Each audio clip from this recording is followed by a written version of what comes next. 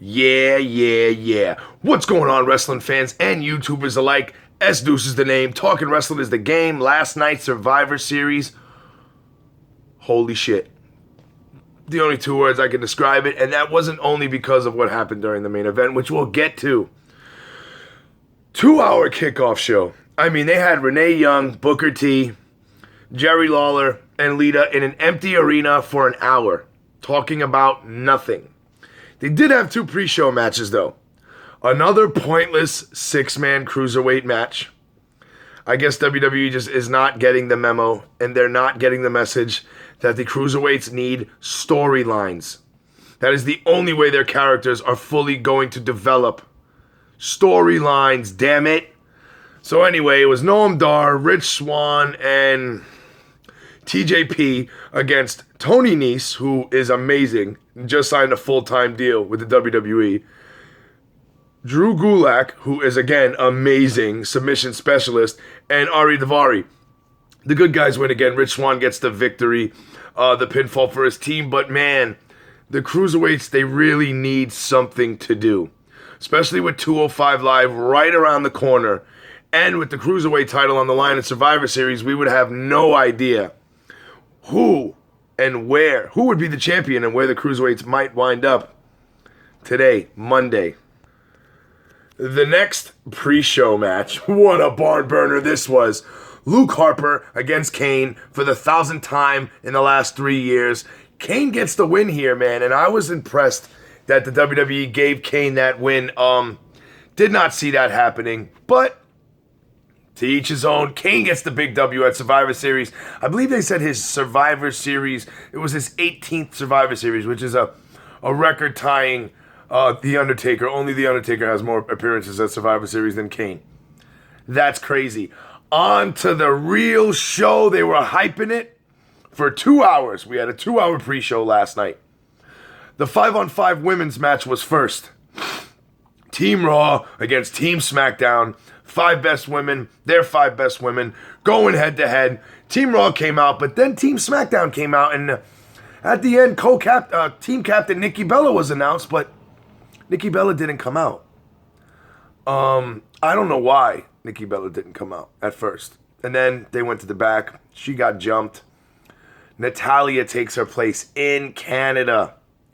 Pretty sure on SmackDown we're going to find out that Natalya was the one that beat up Nikki Bella, which I'm totally okay with. I'm okay with that. You want to know why? Because now Natalya has something to do on SmackDown. Finally, and she should have been on the team anyway instead of, I don't know, I don't want to say Naomi, but yeah, instead of Naomi. Well, it was a very fast-paced match. Quick eliminations. Nia Jax dominated Team SmackDown. Nia Jax is a different kind of monster. I am so looking forward to when they finally get her up there to that title picture. And I want to see if Charlotte runs from Nia Jax. Because, man, listen, that woman can straight up go. She's not as sloppy as she was in NXT anymore. She's really getting the hang of this wrestling thing. You know what I mean? But in the end, Becky Lynch was left all by herself to face Charlotte and Bayley. That's right, Sasha Banks got eliminated. I know a lot of people thought the focus was going to be on Charlotte and Sasha Banks, but that wasn't the case at all. And Becky Lynch, I thought she might pull it out, but Bayley hits her with the Bayley to belly, gets the 1-2-3. So Team Raw wins. The sole survivors were Bayley and Charlotte. The thing was, though, the story here, after the match, Charlotte jumps Bayley. I mean, really jumps her, whoops that ass. So Charlotte and Bayley are up next, and I think they're going to just hop right over Nia Jax after that, and they're going to have Bayley versus Sasha versus Charlotte at WrestleMania next year in Orlando, which I'm totally all right with, and I think everybody else is all right with it too. There wasn't a lot on the line last night.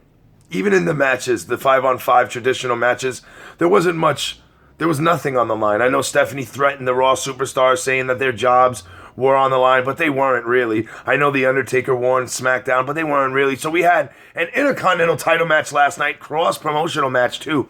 The Miz, the newly crowned IC champ, 6-time IC champ The Miz, took on Sami Zayn. Sami Zayn's home country of Canada, and they were rooting for Sami Zayn heavy last night, man. Very heavy. I was rooting for Sami Zayn. The Miz came on the pre-show and made a statement. He made a comment saying, why wouldn't, maybe Raw should trade for me so they can have the Intercontinental title and SmackDown can have Zayn and Cesaro, the two losers. Did Sami Zayn win the Intercontinental title? No, he did not. No, he did not.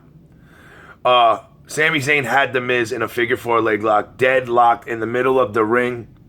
Maurice rang the bell early. Sami Zayn, thinking he had won the match, released the hold. Next thing you know, sorry, Sami, the match wasn't over. And then the Miz rolls up Sami Zayn. I wish he would have hit him with the skull-crushing finale, at least. I hate those schoolboys, man. I think they really take away from a finish, especially after what a good match Sami Zayn and the Miz had. The Miz keeps the IC title. The IC title stays on SmackDown. I was really hoping they might do a storyline where the Miz lost the belt, but Sami and Cesaro, or Sami was traded for the Miz prior to the match. So the belt stayed on SmackDown. Sami Zayn, new Intercontinental Champion. Poor Sami, man. He is the People's Champion. Daniel Bryan 2.0. But he just can't seem to get over that hump. Next up, the 5-on-5 tag team match. And it was a shit show. Very fast eliminations. Breezango got eliminated in the first 15 seconds. Then immediately after that, the Raw team captains, the New Day, were eliminated. Yeah, that's right. Eliminated by the Club. The Club looked great in this match last night. I said it before in my preview video. I said they needed to look strong. They needed to book them as the monster heels that they were. And that's what they did last night. But in the end, there were two teams left standing. American Alpha did really good too, but they got eliminated midway through the match. I thought they might be the sole survivors to give them that rub, but it was very clear last night that Vince did not want Raw losing. And if they did lose, he did not want them losing bad. So in the end, it was the Usos against, Cesaro and Sheamus. I'm so sorry. So sorry, guys. Caught a blank there. There were so many teams.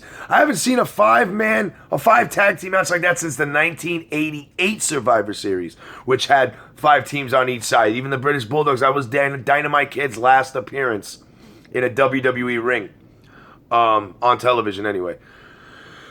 In the end, Sheamus and Cesaro get the W by working together as a team, but man, did the Usos prove something last night that they could be and will be, I think, SmackDown Tag Champs in the very near future. They held it down last night, but in the end, Sheamus and Cesaro finally coexisting as a unit get the W for Team Raw. That's 2-0.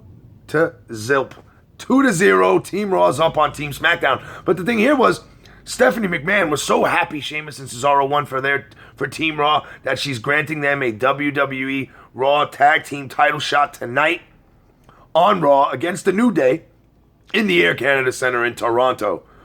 I am very, very anxious to see if Sheamus and Cesaro finally win those belts, or do they lose and finally break up for good?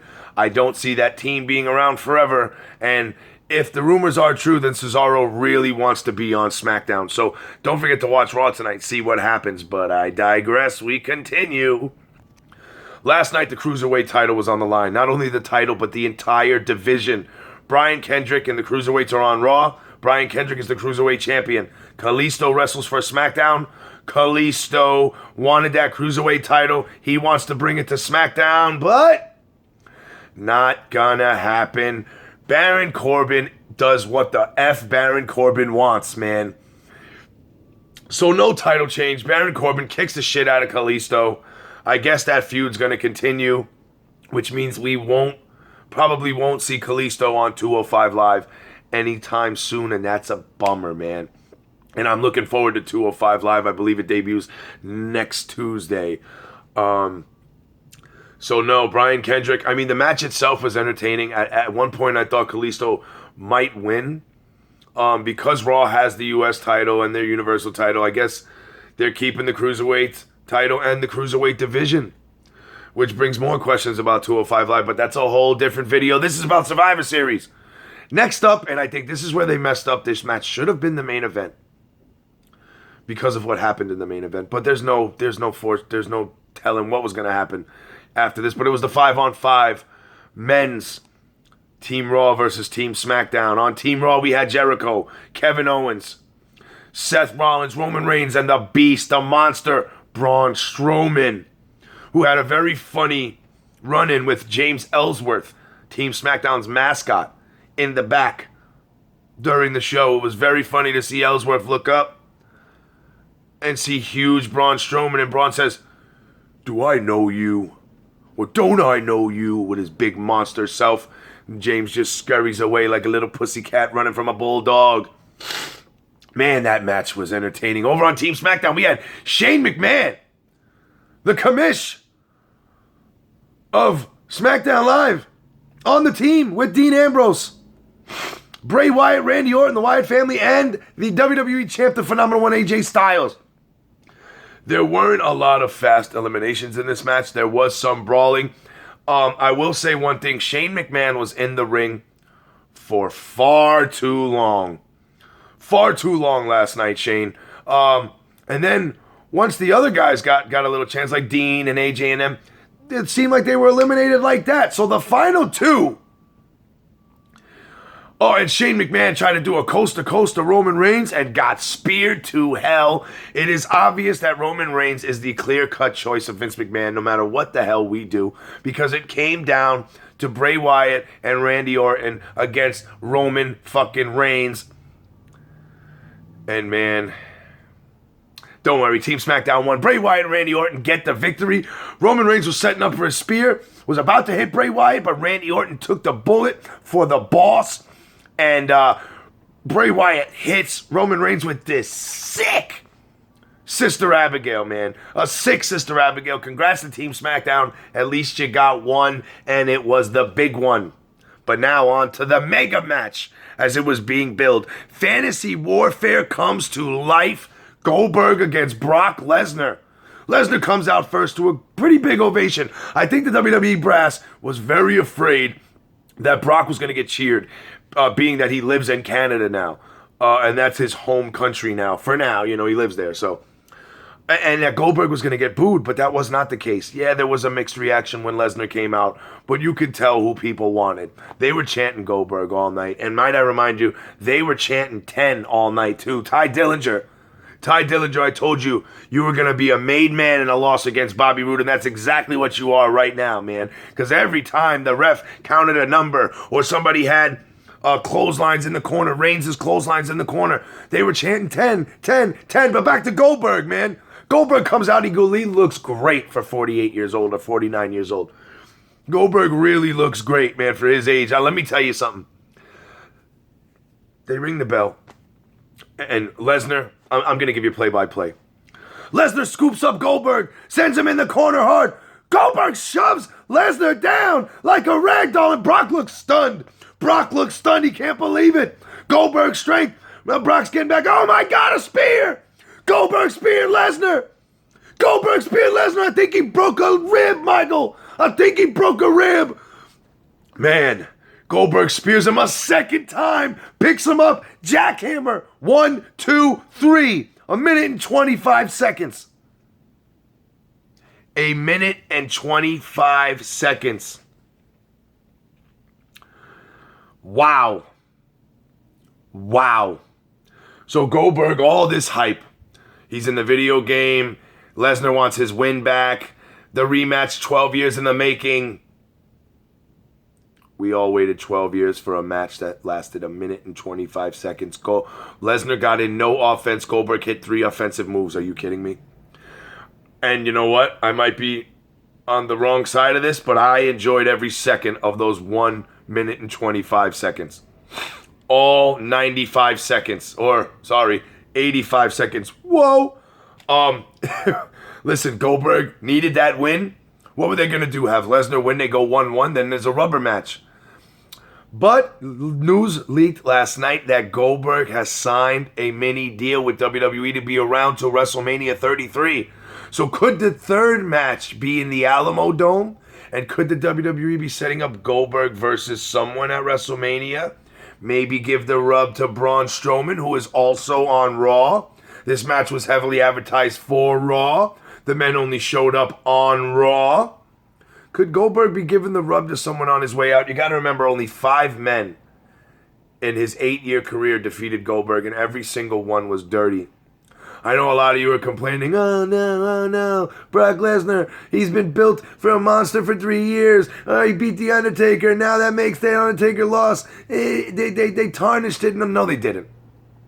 Brock Lesnar has been built as a beast, a monster for 2.5, 3 years now. He needed to be humanized, and Goldberg humanized him.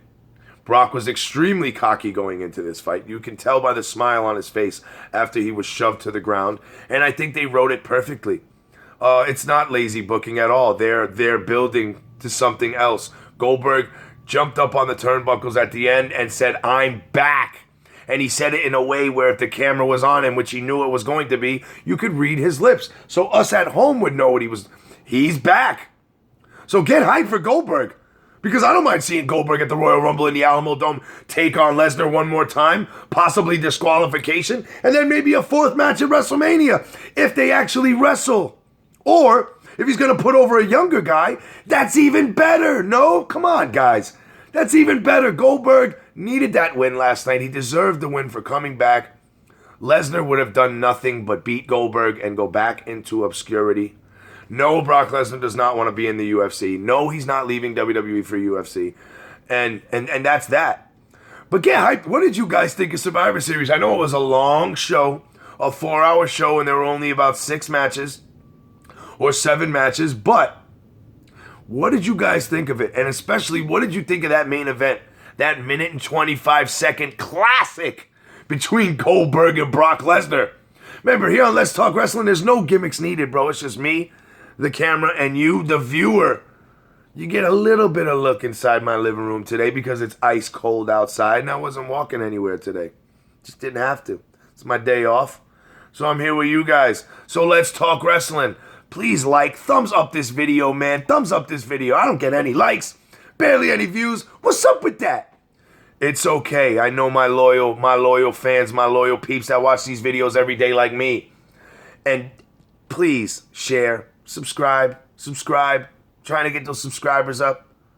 And comment on the video. Let me know what you thought about Survivor Series last night. And always, never forget to tell a friend about Let's Talk Wrestling. We are out of here. Say bye, Freebirds. Bye, Freebirds.